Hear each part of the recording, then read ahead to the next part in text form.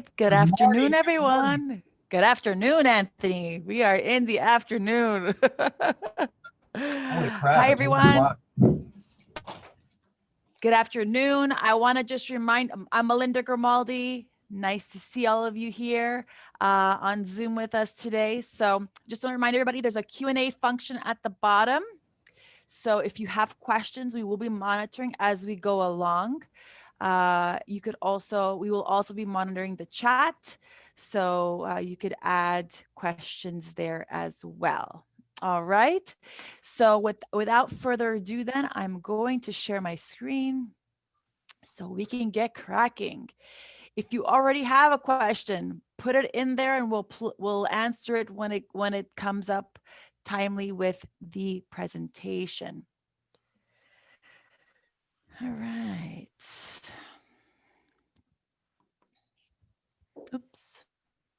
Let me go to presentation view here and let me share my screen. There we go.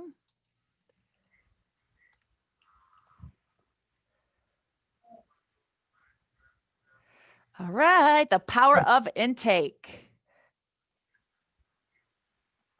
So let me introduce myself before we get started. I'm Melinda Grimaldi. I'm a real estate attorney. I also title agent, closing agent, escrow agent, and my firm is Grimaldi Law Firm. We've been doing this for 12 years, almost 11 years. And we are a one-stop real estate shop. A little bit about what we do, how we do it better, how we do it different. We have the early bird special, which means we order title and lien search the day one we get the file. This makes sure that your deals closes on time. We have a client satisfaction guarantee, confirming your clients will be satisfied with our services. Otherwise, we don't charge a settlement fee. We're multilingual, high tech, and super communicative. That means we send weekly updates. Our software gives you updates. We always pick up the phone. We always answer our emails, and you're never going to wonder why and where we are in a transaction, because we'll make sure that you guys know that exactly, and we'll be on top of everybody for you and with you. And with that, my co-hosts here today, Anthony Angelillo. How are you? Would you like to introduce yourself? Of course, absolutely. Anthony Angelillo, branch manager of Paramount Residential Mortgage Group over here in Miami Shores. Okay, I've been doing this about 18 years.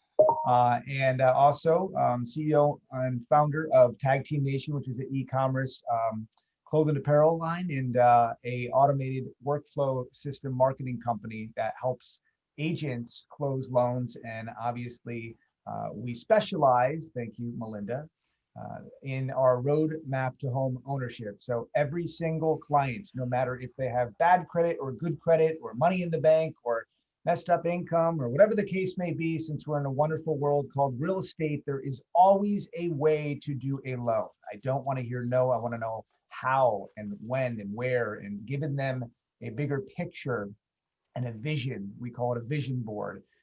If you have a goal, obviously you want to meet that goal. And a lot of these agents and lenders sometimes, don't convert well. And obviously this is going to help you guys out. And this is what we specialize in. So I'm thankful to be on this series with Melinda, and we're going to show you how to take some intake forms. Awesome. So I always like to start a class with the goals of the workshop or the class. We're going to talk about the importance of systems, how proper intake makes you more efficient as a professional, the types of intake needed as a realtor, and what your intake should include. So before we move on into systems are key in efficiency, systems are key in giving better service, systems are key in being able to scale and grow your business. So intake is is a type of system, right? It's part of your workflow in the process. And like we say here, there's different types of times where you're going to be wanting to do intake with a client. But it's super important that you focus on this.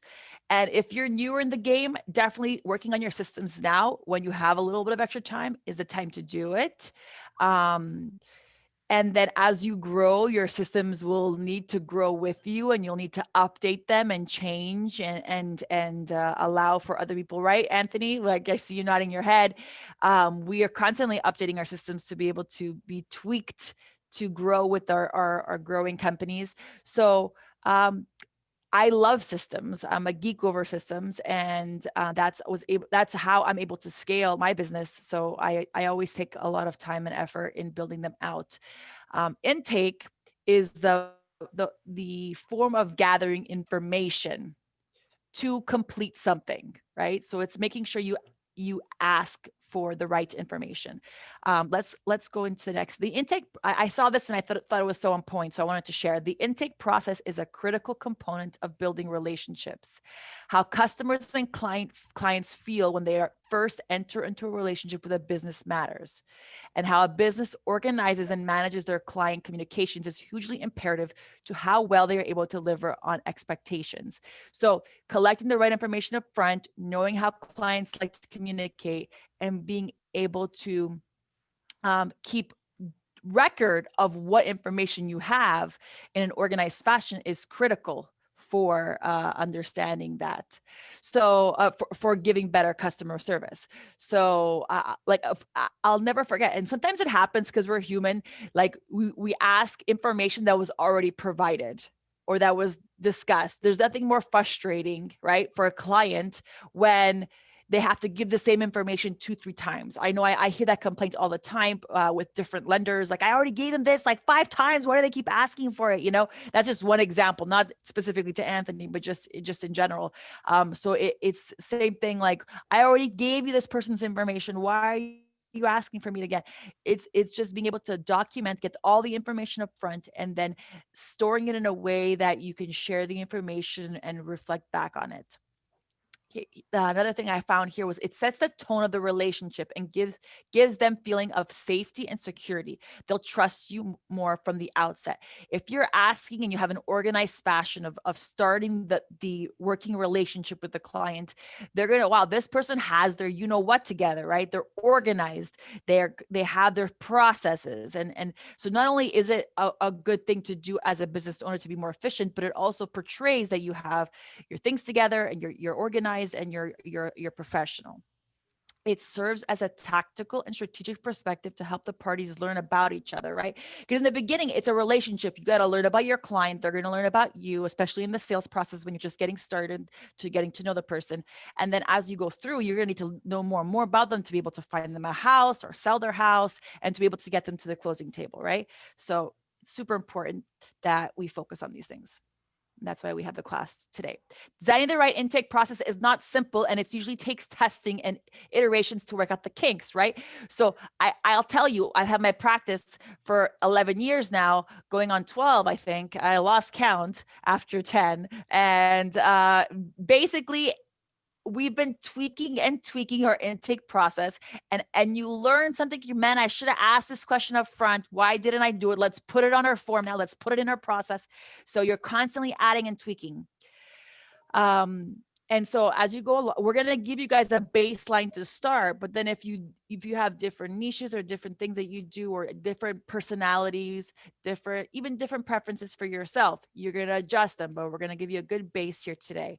The recording will be provided. There are going to be handouts and worksheets given out if you RSVP to the class. So don't worry. Don't get too crazy about like taking notes. Just try to focus and pay attention on the presentation itself, so you could ask questions and be engaged.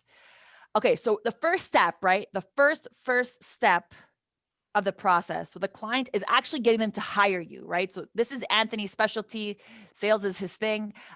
He's going to take over on this portion here and go over the process of intake and sales discussions at the onset. Go ahead, Anthony. Okay, so real quick, that was all good stuff that you said. To elaborate on those systems, guys, I just had an issue right now. We had a damage control episode yesterday. We obviously addressed the issue, but a lot of the emails were going to spam, right? And that's an issue. Systems are helping us, but they're also disabling us when it doesn't work properly. So you're always tweaking systems. And Melinda, that was wonderful. So you guys got to understand that it's a bigger picture. It's not going to happen overnight. I've done this 18 years, and it's taken a while to get to this level, and you're constantly growing. Okay, so how do you understand if a client really wants to do business with you? It's building rapport, it's solidifying trust, it's having a bond with that person, okay, and understanding the values for them. Okay, you want to listen to them. 90% of this business, we say, is follow-up, but it is obviously listening to that client and what their needs are. We call it a pain point in the lending world, because we're always analyzing credit, income, assets, and we want to see where that person is in terms of their capability to qualify for a mortgage. As an agent, I also would say, look, I definitely want to know the intake form on the level of trying to gain trust on what they want with the house hunting. So knowing their credit, I always say to agents, that's something I definitely would ask. All right, it's not something I would start with in a conversation, but making a budget would be number two. Understand what they want to buy. How much are you paying for rent, client? Is it $1,200? Is it $1,500? Then you're going to know more or less where they're going to be in terms of their loan buying power. The reason why we ask that question is for that reason, okay? Because our debt to income ratio needs to be, at a certain capacity. Number three, finding a diligent realtor. Obviously, you're going to find someone that works with, the best lender in this case. So you'd flip-flop that. But if I'm a real estate agent, are you working with any lenders? Are you pre-approved? Who are those people?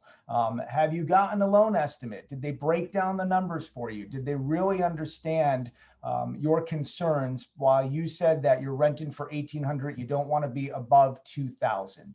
You're taking notes. You've got your intake form, which Melinda will go into detail with, but you're also physically caring about their needs. You're listening. You're asking questions. Okay, you're making a list of their needs, must-haves, and and wants. Basically, do you want a pool? Okay, if I can purchase a home that has a backyard to put a pool, is that non-negotiable? Do I need a pool? Do the kids need a pool? All right, do I need to be in a specific school zone, in a safe neighborhood? Where do I want to be? That is a list. That is a very important list, and it's going to show and build rapport that you actually care as an agent and as a lender. Okay, we do the same thing on our intake forms. We want to know how we can improve the client's credit in order to get them a better interest rate. Why? Because it's going to be valuable for the long run. They're going to tell clients that, wow, he went above and beyond to do a what if simulator to spike our credit and obviously get us a better interest rate. Choose a location. Obviously, it's a no-brainer. And then save an emergency fund just in case, God forbid, something happens. COVID is real, and that happened, and it's still happening. And God willing, we get through this. But people have limited funds when situations like that arise. So planning out a course of action is very important. And then check your emotions at the door. Don't take anything personal. And you're going to have feedback. I just noticed that someone pulled credit, ironically, and we gave them a roadmap, and they're obviously shopping us. I'm not taking that to heart. Shop your brains out. We'll beat the interest rate. The point is you got to check your emotions at the door. You're servicing a client. You're going to have good days, bad days. We're human beings, but you really need to cater to that client's needs. Next slide. How would you say, well, but I want to ask you to elaborate on something.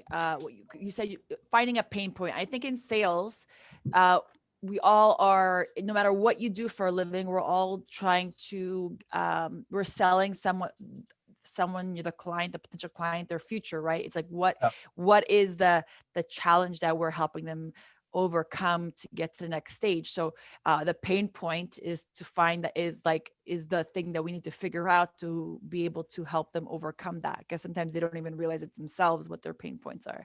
So how does the proper intake and question and engagement come into play? Do you have any tips or recommendations to someone on how to get that information out of them? Okay, so that would be in the next slide, but to basically answer that question, okay, the questions that you need to ask are important. This is why everyone that tells you this, Gary Vee, Tony Robbins, Grant Cardone, I can go on and on with sales. The bottom line is you're asking questions. All right, the type of question you're asking, it should be open-ended questions that obviously are going to address their pain point in a specific way that you're not getting too personal with them. A lot of agents and lenders, I shouldn't ask that question about bankruptcies. It's not my case. Or, you know, she said she was separated or he was separated. There's no legal separation in Florida. That's an issue right there. You're going to need a divorce decree right there, and you're setting yourself up for disaster. What should you say? Listen, take notes. They're going to say it. Okay. You're not asking questions that are going to physically be direct. These questions that we have in our intake form on a lender standpoint, which you can tweak very easily in the real estate world. What type of home are you looking for? What time frame are you looking for? Now, that's a sense of urgency. When is your time frame? I'm in a lease. What would happen if you breached that lease? Well, I would lose $3,000. Would you consider, if I were to find you a house right now and I gave you a half a point on my commission since I'm making 3%, or the lender, you know, anteed up, would you breach that lease? Those are questions that you're asking the client to engage with them in order to have them move forward. As I tell Melinda, and we share this on damage control, time kills all deals. What happens, like we just went over, something happens medical related, they don't have the monies anymore, and 6 months goes down, we're dead. We don't have the deal. So time is killing that deal in essence. So that actual breach of lease might be a consideration. The questions, like I say to Melinda, it's not what you say, it's how you deliver it. You're delivering because you want an answer. All right. Is there a reason why you have not purchased? Direct. What's the reason why you've not purchased? Pause, wait a minute, ask it again. Is there a reason why you haven't purchased? Yes, the reason why is that we don't have sufficient funds. What if there was a down payment assistance program my lender could offer you? What if, and you keep going into, you know, what you know about the business. This is why everyone that has to be a master of this game is a master in title and insurance and lender world to really understand the business. If I found you a home dream, would you purchase today? Right? Absolutely. Done. Are you 100% committed to any of your realtor or lender? That's a trick question. Nobody's 100% committed to anyone these days. All right. They'll go right on Amazon and find it themselves. That question right there is deadly because they're going to say, no, I'm not 100% committed. If they are, then it's family related, most likely. Right. Then you know the whole family game and that person's going to, you know, do this and that. So these questions are from a lender standpoint, but they're also sales direct to understand the pain point. Are you taking advantage of the interest rates? They're historically low. All right, by securing financing or liquidating money. Liquidating money is now registering their name. I don't want to liquidate the money, then we need that money, right? By paying cash. No, we don't want to pay cash. We want the 2.375 interest rate so we can now diversify our funds. Okay, well, check. Now I know that you're going to receive financing. Do you have an idea what your credit score is? Don't ever ask a question that how much money do you have in the bank? All right, give me proof of funds. Agents ask that all the time. I need proof of funds. I need your bank statements. You're insulting the client. No one wants to say they have 2 or 3 grand in the bank. They're not proud of that. Okay, so you want to give them ranges and you want to give them multiple choice questions so they pick and they feel secure. So that way you're not attacking them verbally, and your tonality needs to be comfortable in that conversation to the point where on a range of 5 to 550 and high 800 being the best, where do you consider your credit being? All right, pause. Obviously, they're going to give you that answer. All right, and then relate to them. Oh, it's 600. I was there too, which I was. I had a 586 credit. Now I have an 812. We've all been through hard times. So try to relate to that client. How much money have you saved up for a down payment? All right. Is there any opportunity that a family member could gift you money? Okay. That is something that I believe agents should ask that question. Most agents sometimes say, no, my lender should ask that question. If that's the case, okay, then I would get them on the phone with a lender immediately before I'm going to play tour guide. All right. So it's very important to understand these questions. But another one, if I can magically solve 2 or 3 recurrent issues, what would those issues be? And now you're going to understand, all right, they need a pool. They need to be in this school district. You know, I know Melinda had the same thing. She just bought a house. She had to be in that area. So it's people have things they need and there's no exceptions. And sometimes it takes longer to find those homes. Other than yourself, who will be involved in this decision? This is on Melinda's intake form. You'll go over that in just a minute. That is the biggest question. If the decision maker is not in the room, you are wasting your time. I can promise you that.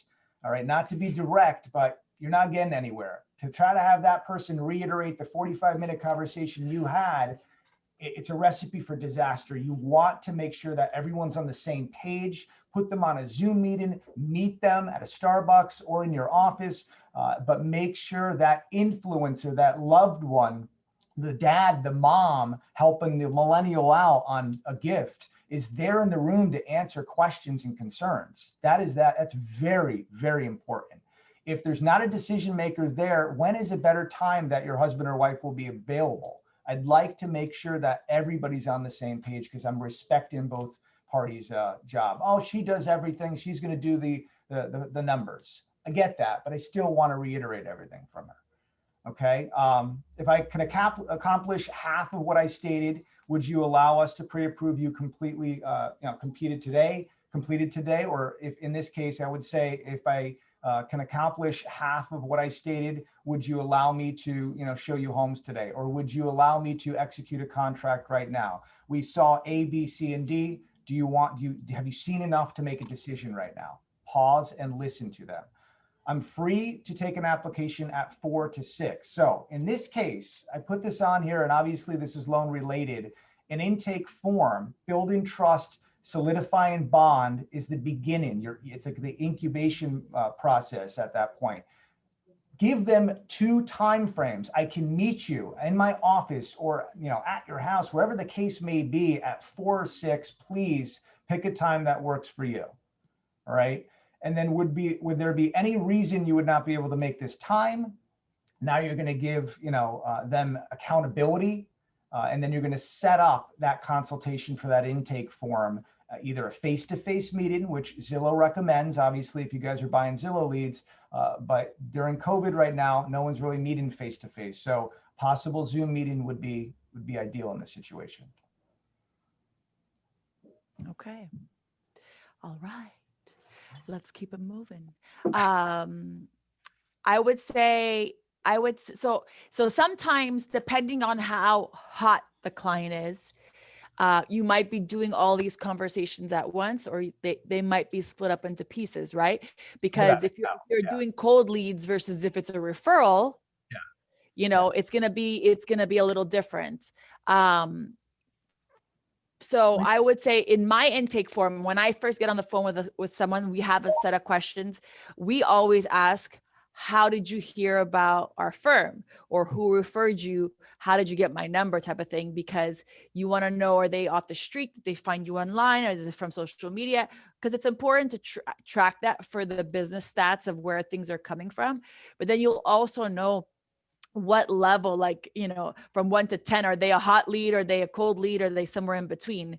So by asking that question, you can get a little bit more information on that as well. And you'll know how far you can really take it in terms of building the rapport for them to hire you, right? So these questions are to build a conversation for them to hire you. But then we're going to take it to the next stage of actually sitting down with the client and going through once they do say, yes, I want you to show me properties. Yes, I want you to list my home. So that once that has been done, then we sit down with them and actually we work on helping them find a home, right? Or selling their home. So let's take this to the next. I think this is your slide, Anthony. It is. And so obviously, ideally, Melinda's right. That's the meat and the potatoes during that conversation, during the sit down. All right. But absolutely know where that lead's coming from, because you're going to obviously tally that up and say, all right, I'm getting a lot of leads from XYZ. But you got to build your value and your credibility. I never, ever talk about myself or my company. Okay. Nobody really cares about who really I am unless I'm an Amazon, Jeff Bezos, or Steve Jobs, or I'm Google. I'm not that big. So at the end of the day, hopefully one day that's the case. But you want to talk about, simply talk about your process and who you are. What sets you apart? Okay, what makes you different from the Remax person down the street and you're at KW? What is setting you apart? In this, if I went and tried to talk about rates and programs right off the bat, they can Google that. That's not going to win them over. I'm not building value and I'm not building credibility. So we talk about stories. We story tell about the problems that we've solved. And that is the issue, is that a lot of people don't want to talk about all of the issues that they got going on. I'm going through a divorce. I just went through a bankruptcy. I don't, I have so much money in the bank, but I don't want to use it. And, I'm self-employed and I'm writing everything off, and I've got an 800 credit score and $1 million in the bank, and I don't understand why I can't buy this house. It's everyone, all right? It's not just 400 or 800 credit score. Everyone has issues going on. Take, for example, that you are, and this might be you, what is your niche of the market? All right. Are you a high luxury agent? Are you going to focus on the median income middle class? You have to solve your your problem by building a mass credibility of who you are. So your intake form is talking about your process. All right. The KW process, let's use for example, the BOLD program, the team spirit, the team leaders, the way that Gary Williams structures KW, blah, blah, blah. You're talking about that, building a foundation and solidifying trust. You're talking about how you just took the RN who basically saved everyone's lives at COVID, and you got her 5,000 sellers concession towards closing costs in a seller's market. All right, very difficult to do. You're taking that story, building credibility in the beginning, but that all stems from your intake form. So when you hear lack of funds, you're now saying, hey, Joan was the RN that was lacking funds. This is what I did for her. Watch, you're painting a picture and a storytelling for that individual. So credibility is everything on the true stories that you've solidified in the past. Hopefully that helps. Next slide. I think this is the last, yeah. So building credibility, I've given examples. I see that you're asking for maximum gift money. I have cheat sheets on that. Melinda and I will send that afterwards, and this slideshow will go afterwards too. But I've given you examples on rebuttals, and I feel like an intake form, especially with leads, it's very difficult to answer back in that intake form when they're right there in the spot. So if someone's saying that my credit's not the best, and you're on the phone with them, you're setting up a consultation, these examples, all right, are going to help you out to try to navigate through those examples and those rebuttals, those objections, we call them.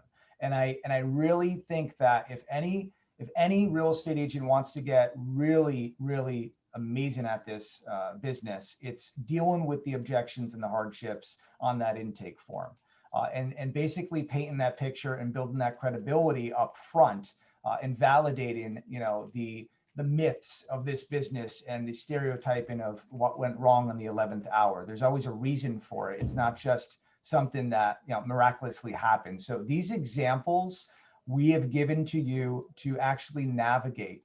One, for example, credit score will drop. I don't want to pull my credit score. There's sources all out there that you have 45 days to pull. Per fair lending, you're allowed to pull. It's not going to drop 50 to 60 points. And these are things that, as an agent, you're going to have to navigate in that intake form to build that credibility and that trust. You're solidifying that bond to say, hey, take a look at, our lender, they'll pull credit. And then if the client says, I don't have enough funds, I thought I needed 20% down, you don't need 20% down. So, that intake form, when you say how much money do you have on your down payment, I only have $10,000 or $15,000. I don't have enough. My father told me I needed 20,000 to make it 20%, or 40,000 to make it 20% down. These are examples that we give, and I believe in our intake forms from a lender's aspect, you need to rebuttal back and say, you don't need to do that. You could do 3.5%. Here's why. And you're giving them that breakdown. There's one more slide, I believe. Let's see. Part of the intake form is this. And if there's anything that I can give you in terms of information to help you guys out, this is it. All right. This is the one and only thing that I really, truly believe in. SARC. You're going to stop. You're going to listen on that consultation. Yes. On the intake form itself, you're listening to the client, you're writing down his or her needs. What else? Tell me more. What do I need to do? You're acknowledging them. Okay. From a sales aspect, it's very important. You're looking them in the eye and acknowledging them and saying, look, we can do this. My team can do that. As an agent, this is why you should hire me. I will go above and beyond to try to get this deal for you. I will drive here to Orlando to make sure that deal works. All right. But you're acknowledging the client and you're understanding that they are your client for that reason. You're physically going to hold their hand throughout the entire process. Your energy levels at that point need to be upbeat. I feel you. I feel the same way. I get you. I understand. I see your concerns. I know you want to be at this location. We're going to make it happen. All right. You're aligning yourself with that client during that consultation. So you're isolating any situations that they feel uncomfortable about. Everyone is uncertain about something. They have a fear. What is the fear to try to overcome that objection? That is the biggest thing on this intake form. When we take intake forms, we want to ask right off the bat, if that can solve one problem, what would it be? All right, so it's important to understand their concerns. It's important to listen, and then you're rebuttaling. All right, when I bought my first home, I felt the same way. I understand your concerns. What else bothers you? All right, do you have any reason not to move forward? All right, if I can get you this home, 3-bed, 2-bath in XYZ location, and I can, make sure that this goes smooth, would you use our financial services or me as a buyer's agent or me as a listing agent to list your home? All right, very important to build value again. Validation is key. Validate your record. Show them all the testimonials that you have. Bring them a brochure of all the fame stories that you did for that client. And then finally, close and handle, okay? Making sure that you're closing in your handle and the objection, because I can assure you that from a sales aspect, it's important to reiterate all of that and close and handle. That's it. That's it. That's a lot. I took up a lot. Well, one thing you like, so if they're not ready to hire you on that spot for whatever reason, you need to ask, what would make them feel comfortable to move forward. And then, okay, I just need a day to think about it. Okay. Can I call you on Thursday at this time? Does that sound good? Yes. Okay, great. So build the follow-up already, like bring it up that you're going to do the follow-up and tell them when, or find out when they need more time. Oh, I have a couple more calls to agents scheduled and I'll let you know. Okay, one of those calls scheduled for the rest of this week. Okay, can I call you on Saturday then to check in and just like put in that next step, and then mark it down, the conversation of what they said, so when you're following up, when you got to do it, how you got to do it, what you got to say based on the notes of their reason for not pulling the trigger at that moment. Determine the type of objection and then what you're dealing with. If it's product, price, or terms, in this case, if as a real estate agent, if it's going to be down payment, location, type of home. Let me give one example, and then I'll be done with this slide. You need to, if I'm an agent, okay, you need a second voice. Your broker or your title agent or your lender or your insurance agent, you got to get them on the phone to validate the objection right there on the spot. I don't know if I can do that. I just don't have enough funds. Let's get my lender on the phone. Let's make sure that happens. All right, we're taking this intake form right now together. You're in front of them. You're having a cup of coffee. That's a great question. Let's get them on the phone. Make sure he or she picks up. Let me answer that question for you. Done. That's checked. So the second voice in that intake form, and I know a lot of agents that do that when they're taking the consultation, they call me. There's one of them that's obviously has the intake form that we're going to go over. That's important to have that second voice. All right. Awesome. One more thing I learned a while back. Let's say you have a scheduled appointment. You say, okay, we'll speak, you're texting back and forth. We'll speak tomorrow at 9:00. In the meantime, I'm going to email you this afternoon, some documentation, some things. Already you're setting up a rapport, because if you say you're going to do something and then you do it right before, so that could be part of your intake process. Okay, schedule the call, then send the email, and then on the call you can reflect back to, have you had a chance to look at that information, whatever you think is relevant depending on the situation. Okay, it's good stuff. So okay, they hire you, right? So when you have a buyer they're ready to hire, then you got to do a real full consultation where you're going to go over and figure out what they need, what they don't need, who's going to be living there, etc. So we actually got this intake form from an agent that we really liked, and we're going to share it with you today. We're going to go through the different parts. Anthony, you can chime in as you wish. So of course, if you haven't already taken the basic contact information, do so at this time. Main contact name, address, phone number, preferred method of contacts, best time of day, find out their work schedule so that you know when is a good time to reach them, right? They put birthday there. Birthday is important because later you could use it as a part of your drip campaign. So asking him that. I like to see a driver's license. Make sure you have the full spelling that matches a driver's license, because in the end, that's going to be needed for the offer, which is hopefully what you're going to be doing after a couple showings, right? Yeah. So sometimes the buyer is not going to be the decision maker, or they will have somebody else doing it. So if having that conversation, if you haven't already, is who else, do you want there to help you make the decisions? It might not be they might have needed someone to help them hire you, but they were buying a house is a big decision. When I went looking at houses, I went with my husband and my parents, because that's just how, we make decisions like that as a family. So you'll see for everyone's different and what they need or don't need, but you definitely want to do that, because then you're going to just have to create a second showing to bring the whole entourage with you, The entourage.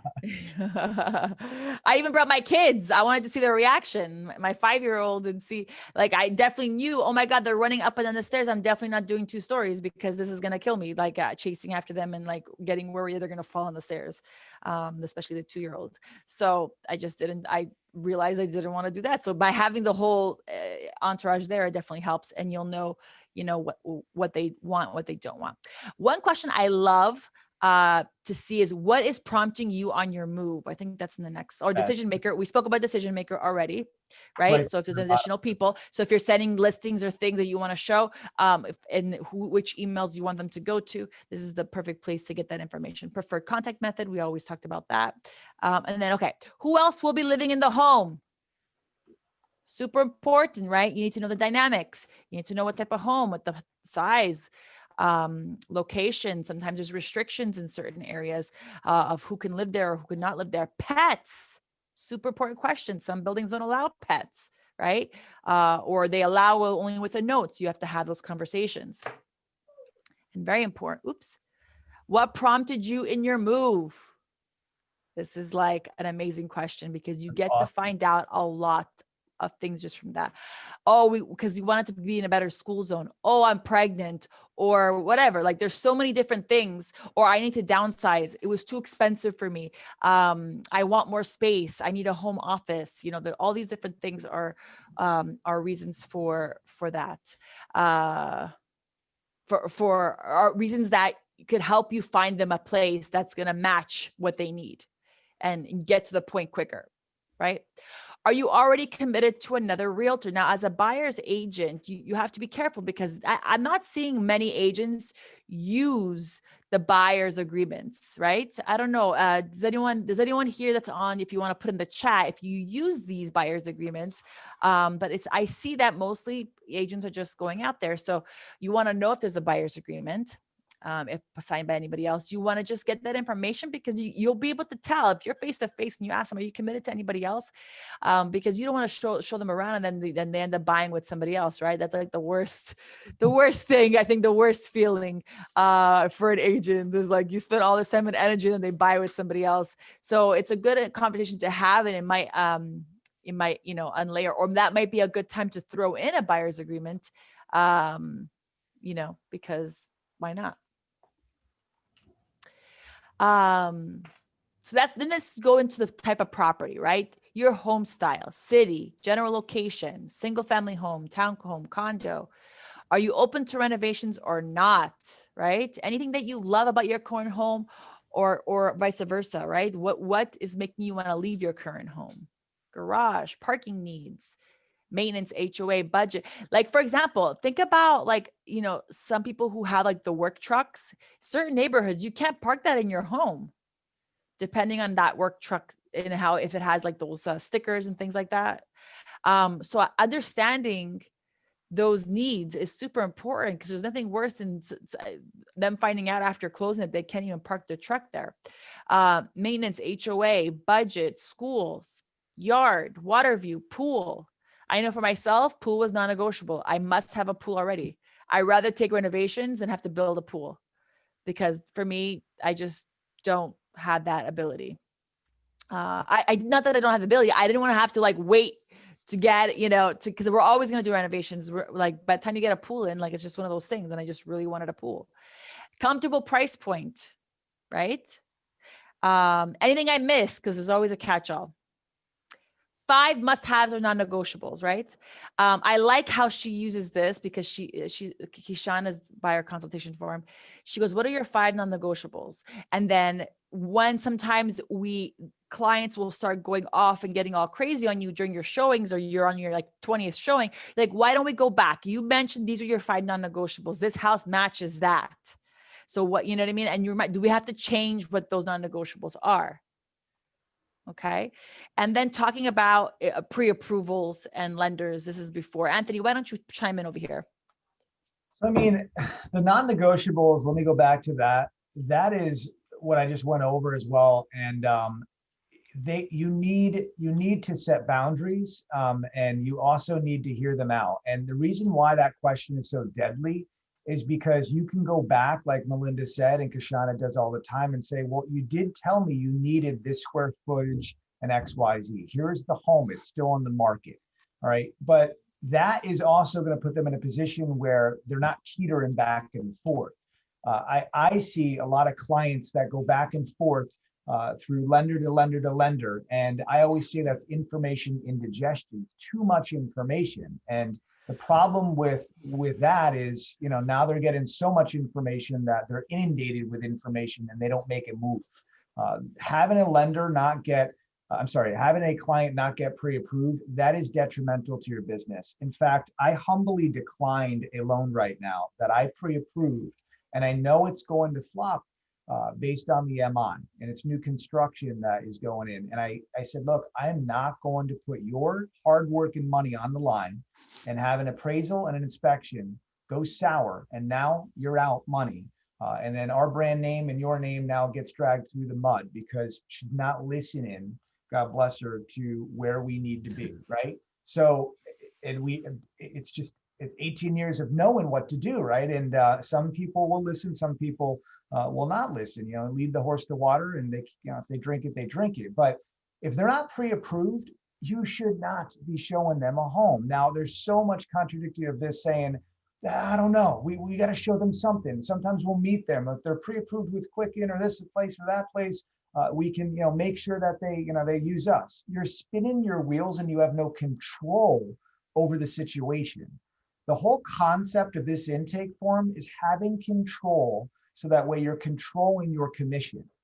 And if they're already pre-approved with that lender, okay, and that lender you don't know, but that lender knows someone else as a buyer's agent, and it's all credibility and word of mouth, this is where things get miscommunication and people navigate off to the best sliced bread. What's the saying? I don't remember that saying, but bottom line is you get my point. You don't want them to go and just skedaddle out and say, all right, I'm pre-approved, I'm good, I don't need a pre-approval letter. I do that when I look at the house. We just had that happen. You're wasting your time, you're spinning your wheels. There's so many intricacies that go in the business that it's important to do that. Plus, second voice, like I talked to you guys about, the second voice right there in the spot, by reiterating those pain points. If it's lack of cash to close or credit, you're getting that lender on the spot saying, great question, let me call my lender right now and let me see if I can answer that question for you. But pre-approval, guys, that's a no-brainer. It needs to be done prior to shopping anything. That way they're validated. Right? Yeah. And what I like, Anthony does this with me sometimes, I'll do it with him or with other agents. We help them like that, is when that question is in, let's get them on the phone right now. Hang on. Do you mind if I try conferencing them in? There's that question that's going to take them over to make the decision to move forward. That is that, like, get them on the phone right then and there. You know what I mean? Whoever it is, whatever person that's going to help you achieve that hurdle, right? Yeah. So it might not be me, it might not be Anthony, it might be something else, depending on what it is, depending on what the question is, right? Get your CPA on the line, get your lender on the line, get whoever it is on the line right then and there, if you can. That's who you want on your team that'll pick up your call when it's time to. let me helping you reiterate on close the that real deal. quick. So that's the second voice. That's deadly. So I call Melinda all the time. You got to pick up. I have a client. I need a question on title. You have to pick up, pick up, pick up, pick up. Boom, right there. And you segue in, and that just alleviates all the pressure for that client. And you're gaining altitude now and credibility. Same thing. Operations manager, pick up. We have a question. Underwriter. Hey, my underwriter will answer that. Love. It's a great question. Let me answer that for you right now. Time is of the essence in this game. It's crucial, and you always have to be pushing forward, not backwards. Yes, very good. Okay, then we added, there's a little matrix thing in there. I was gonna call you Michael, that's my son. Sorry, Anthony. Anthony, you want to elaborate on the Right, matrix? I so know you know more about this than I do. so here's where I was going with this, is that I get what Zillow says, and a lot of agents say this all as well. You got to get in front of them. If they're pre-approved, you're going to miss the opportunity. That's my commission. I don't care. I'll use that lender, right? That is fear. You're fear, and you're not confident in your ability of closing that individual. And I get it. I've been there, done that. You know, if I had one close in, I cherished it. Whatever she wants or he wants, I'll go with it. I'm following their lead. You're not in control of the situation. I put on every single template that I send out, if you want free listings, let me know. I will get my agent involved. They will be more than honored to send you on a drip campaign that obviously is going to listen to your needs and tailor to your needs. But now they're seeing the analytics right there. And I would always put them on a drip campaign, and I would sit down with them and cherry pick things. Don't just be lazy and just put them on a campaign. Obviously, controlling what they're looking at instead of going to Zillow and Realtor.com is very important, right? Because you're controlling the situation, but you're also collaborating with that lender and vice versa. The matrix is deadly for that. And you know, that's So for those that maybe are newer, what does matrix do and how does it help? MLS. They have access to the MLS, and that's mainly it. And putting them on the MLS is a drip campaign. Now, the whole concept of that is you're seeing the analytics of what they're looking at. If they like that house, now you can obviously call them, but you're in control of the situation. So if someone says, I don't want to, I'm telling you, I'm not doing the pre-approval, I'm not pulling my credit. Okay, fine. Okay, can I do this for you? Can I get you in touch with an agent? She's the best listed agent. Amazing, blah, blah, blah. She'll send you listings. She might have pocket listings, exclusivity, who knows? Or asset management company she or he is connected to. All right. And maybe they're not on the MLS. Oh, really? Yes. Well, what is it out for you? Or what do you charge for that? Blah, blah, blah. Nothing. I'm here to help you out. Okay. Let me get you involved. And then now you're given something of value, not receiving anything, but you're giving them a valuable tool, and that's controlling. And you're setting expectations for that buyer's agent. Look, not been pre-approved. Don't go show houses, but see the analytics of what they're looking at. Very important in that intake form. Love it. All right. So now we've gone through this. We either are receiving contracts now on your listing, or we're putting in an offer and we're getting it executed. So now we're in the closing stage. The closing stage, before you get there, you have to ask another set of questions. You may have gotten the answers before. You could fill them out as you go along. But you need to be aware of certain things to make sure you have a smoother closing. So let's talk about that on the seller, right? So if you're going to take a listing, before your listing appointment, you should be looking up to make sure that who you're meeting with matches who actually owns the property. If they don't match the names, you got to ask the questions. Or maybe they've had a name change. Maybe they've gotten divorced. Maybe they've gotten married. Maybe someone's passed away, and that's why there's a new person that you're speaking to. So you have to understand that so that you can make sure that you're dealing with the right person, or you're aware of things you need to communicate to the lender, to title about the changes that happened on the ownership. When it comes to IDs are always great, because you want to make sure that's how you really tell if the spelling matches, the person's the same. If seller is a trust or a company, you need to make sure that you're dealing with the right person. So if it's a company, their name should be listed somewhere on Sunbiz. If it's a Florida company, if it's a trust, they should be the trustee, and they should already be listed on the property appraiser site as a TR trustee. there. Are they residents of the United States? Do they pay taxes there? Not if they have a green card, not if they're like a citizen. Do they pay taxes in the United States as a resident? Or do they not? Because that there will trigger FIRPTA. FIRPTA is the withholding of taxes. You don't want to find out about this and not advise your foreign sellers that they be subject to withholding at the final hour, because they will be pissed Yeah. that at the end of the stage, they find out that, oh my God, I have to withhold 15% of my gross proceeds from the sale and send it to the IRS. And nobody told me about this until I see a draft closing statement. What? I've seen that happen before because, agents didn't ask the questions up front.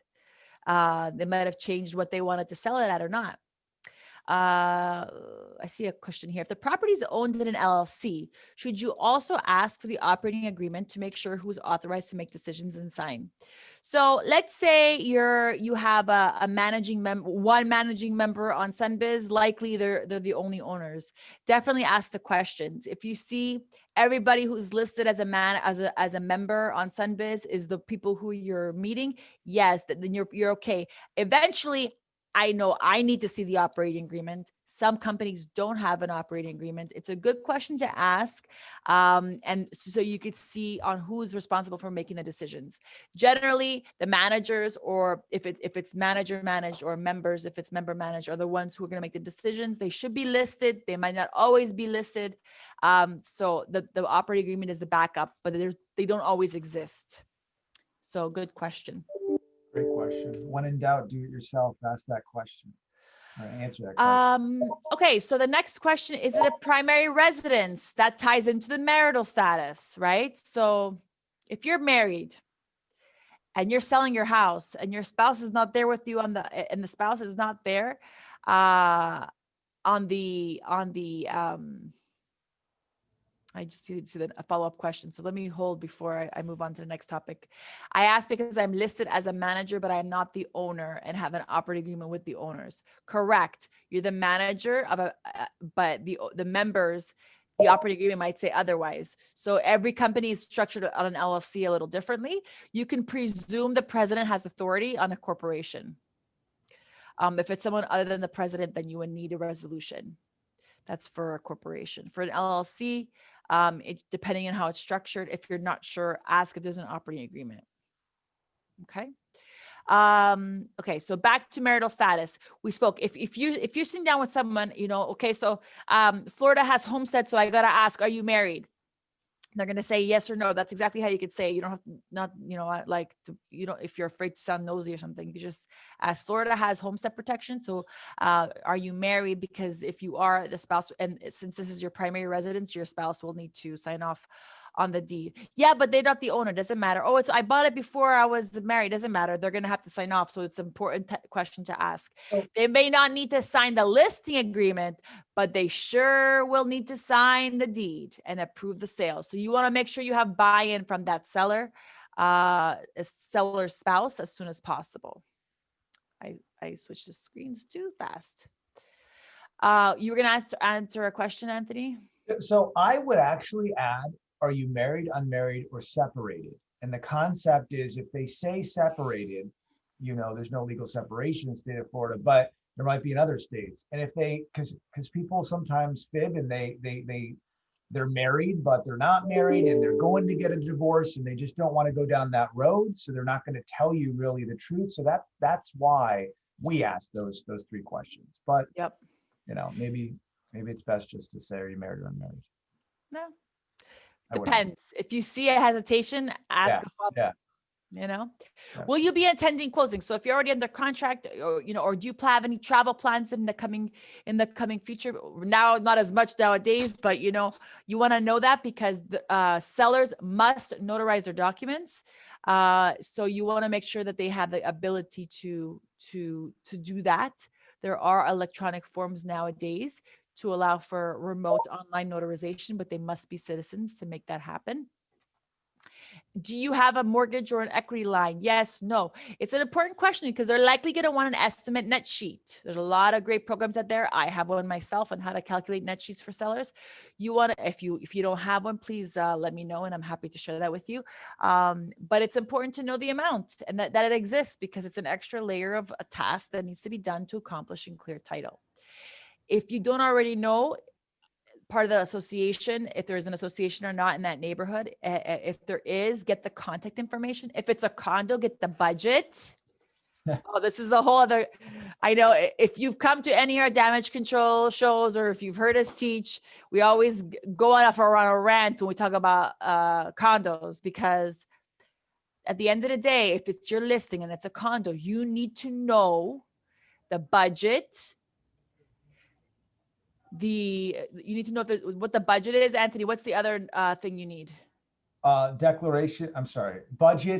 bylaws, and you're going to need to know, guys, we're going to, for the loan, you're going to need to know the budget, you're going to need to know the bylaws, and we need an HOA questionnaire. Perfect. So those things are, FAQ. And then you also need the condo docs, because there's a 3-day right to disclosure. You want to collect this information up front. Sure, that's true. Okay. You want to know what the application process is up front as the listing agent, so you can easily and quickly disclose that, provide it, give it to whoever's asking to make sure it's the right fit. Okay. Don't wait till the buyer shows up to get that information. As soon as you have your listing agreement signed and it's a condo, you need to get on top of that stuff really quickly. Okay. Are there tenants living on the property? If you're not meeting at the property, you're doing a Zoom.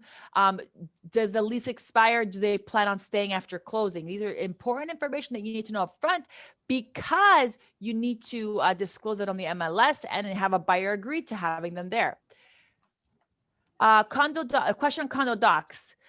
Is it the actual hard copy, or you need a disc?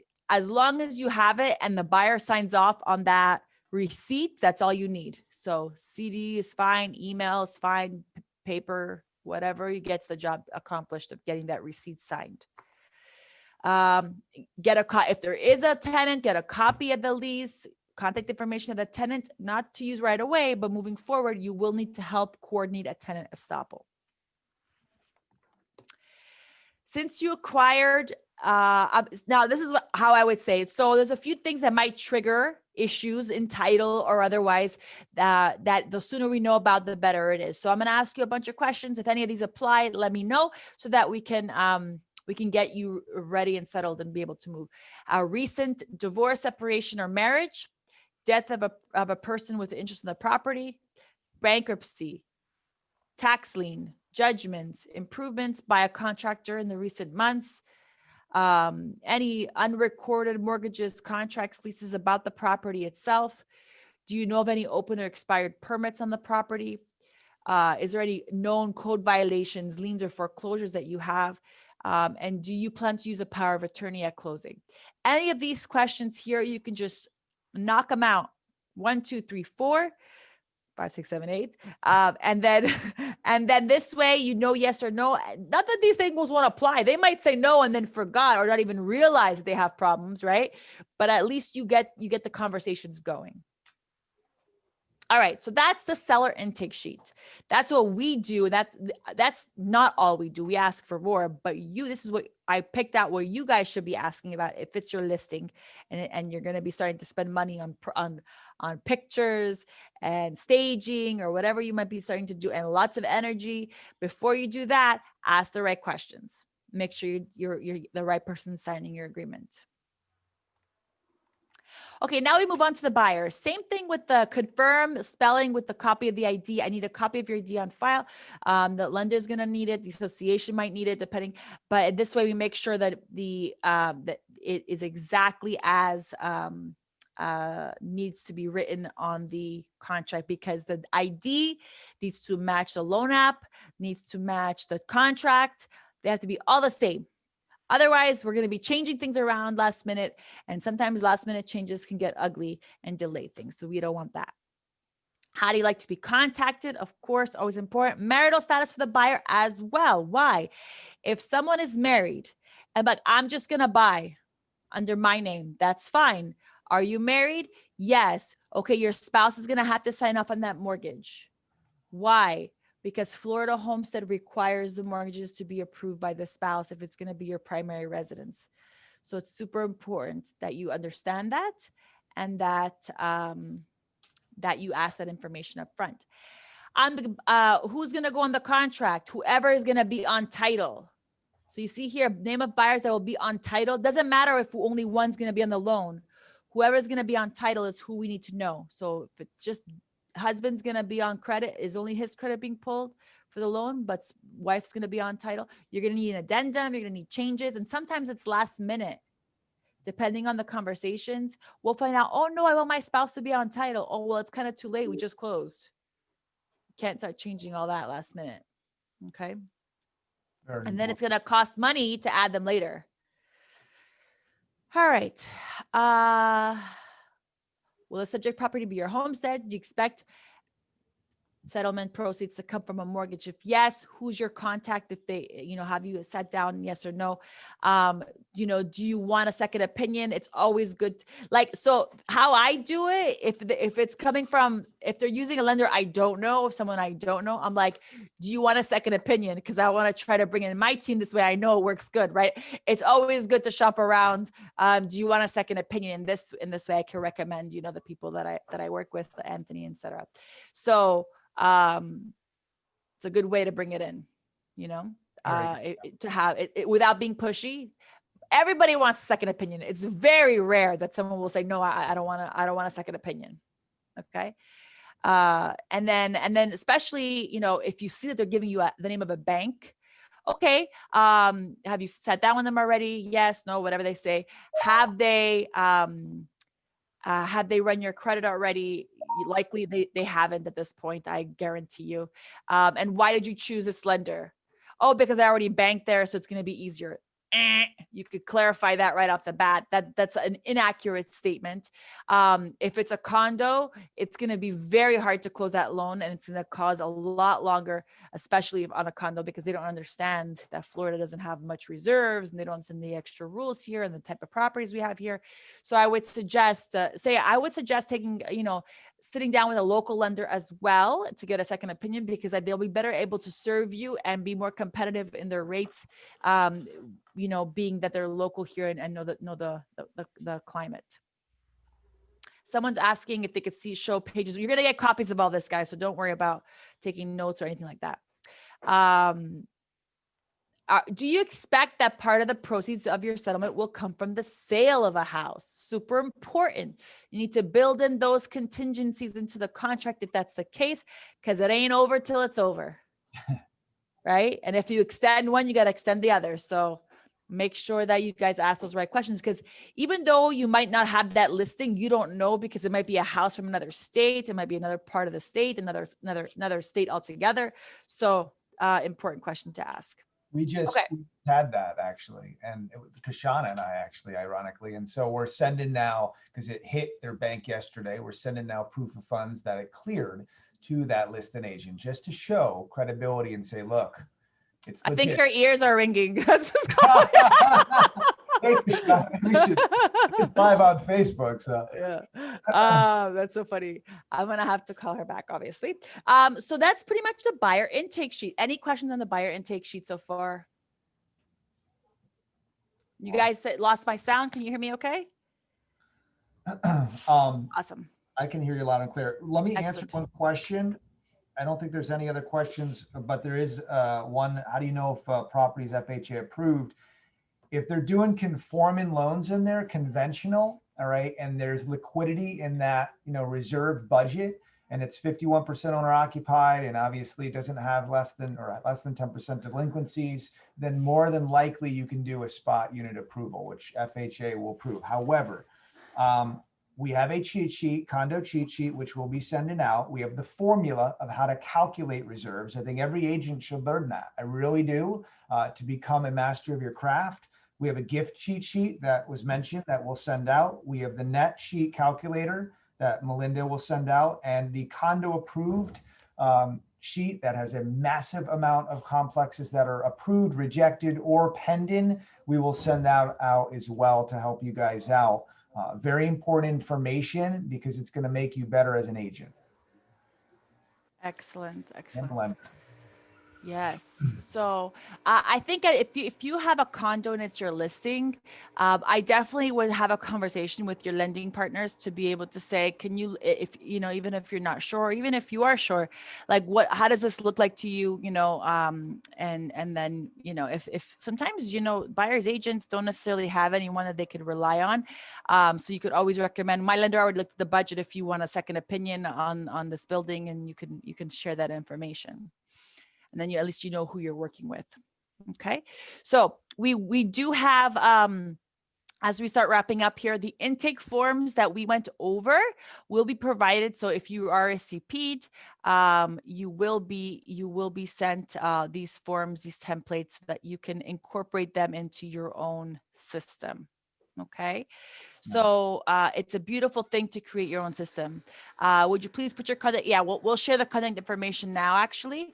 So Anthony and I do a show called Damage Control. Shout out to, I see a couple subscribers at least that I noticed that are on here, that are on our show. So if Damage Control is a series where we bring you solutions to help grow your real estate business. Our content comes from our years in the business experience as business owners, and we invite amazing leaders in the real estate and business industry to help share that information to you guys and to help you close your deals and grow your business. So we have shows all the time. We had a show yesterday. We went over closing statements and the new loan limits. We've gone over marketing, sales, and all types of great stuff. So here are some of the guests that we've had on the show. All great. Some of them are heavily involved with the board, and we've actually had women's councils as a guest. We've had YPN, Miami YPN as a guest, and we've had some of their leaders as well. So with that being said, if there are no more questions, I'm going to say that we promise we will get your deals closed faster and more creative and in a much smoother way than some of the others. So we'd love for you to give us a shot. And don't forget, we have 100% satisfaction guarantee. And then I'll let Anthony wrap it up. So basically, it's funny. This is all kind of, you know, surreal. I was working on my intake form for one of my best teams at KW, and the intake form is for them to fill out their clients' information for us to Slack it. We use the Slack tag team community. So it's kind of funny that we're always tweaking our systems, right? But what we do different is obviously 21-day fast cash program. We promise to close your loan in 21 days. Otherwise, we will give the consumer $500. We have a roadmap to home ownership. That is an intake form. It is a massive funnel. And the massive funnel that is under construction will be launching again January 1st. But it basically ciphers out the client's pain point, okay? And that's the concept in order for us to close the loan a year, 10 years, 6 months, 2 weeks. There is no such thing as a bad lead. It's just, why are we not trying to solve the issues of that consumer? No one wants to do it, all right? And we want to do it. We love those challenges. If we can close, you know, deals in 21 days, we're going to close, you know, a paper faster than that. And we tag team every deal. We believe in, you know, law of reciprocity. We give back to our community, but we also are tag teaming in the essence of communication. All right, lack of communication we've seen over the 18 years of this business. No more of that. It's all about communication and understanding each other's values and basically tag teaming that deal together. We convert leads, and we have our 100% satisfaction with our AI retention program that is monetizing clients' past referrals, and it's asking for business. And it's kind of scary, but it's what Amazon and what most social media platforms use to retain and ask for more business. So in theory, it will help you guys out to grow your business. So we just don't close loans. We're doing other things as well. The cheat sheets, on behalf of Melinda and myself, you'll see they're going to help you out, and they're really good stuff. So. Awesome. So here's our contact information. You'll have Anthony and myself on there. You have our social media handles. You'll learn about all our events, classes, and things that we do, and you'll get a heads up on our show.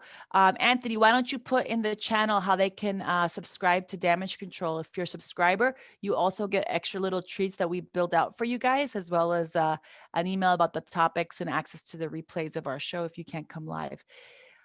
So other than that, that's pretty much a wrap. What do you think? Hope you Yeah. guys like the class. I hope that you take these tools that we're giving you and put them to good use.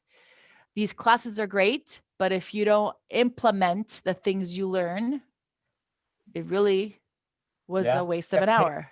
You got to take action. Take action. Take one little action, whether it's just taking those forms and using them as is, and you can fix them as you go along. You know, one thing at a time, you know, and then with time, you'll start building it out further and further. Without a doubt. So awesome. Thank you so much, Anthony, for joining me today. Thank Great you. class. Having me. Appreciate it. Have everyone have an amazing rest of your day, of your week, of your month, of your year. Yeah, We are wrapping up 2020. We have a lot of good things cooking still for the rest of the month, guys. So check us out, follow us, and see you soon. Catch you on Zoom. Take care. Bye-bye. Bye, guys.